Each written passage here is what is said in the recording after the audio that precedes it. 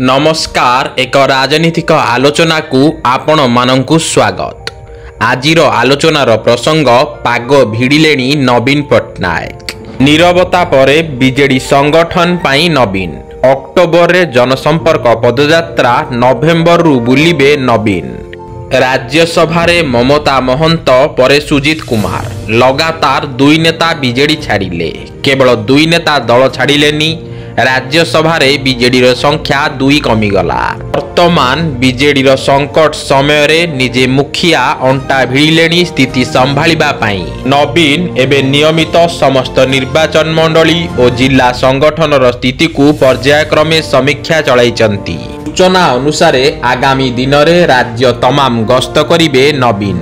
Base किछि दिनर नीरवता परे नवीन एबे सीधा बीजेपी सरकार को टार्गेट करिबा मध्य आरंभ करिसंती। सांप्रतिक समय रे नवीन प्रतिटी निर्वाचन मंडली रो स्थिति और समस्या बुझी समाधान करिबा पई अंटा भिड़िचंती। बिजु जनता दलर 3टी छामुआ संगठन छात्र महिला और युव कर्मकर्तांक राज्य सम्मिलन करी नवीन सभींक मनरे उत्साह भरिबा सह आगामी दिन रे किपरि लड़ाई हेबो से नहीं जोरदार करुचंती रणनीति।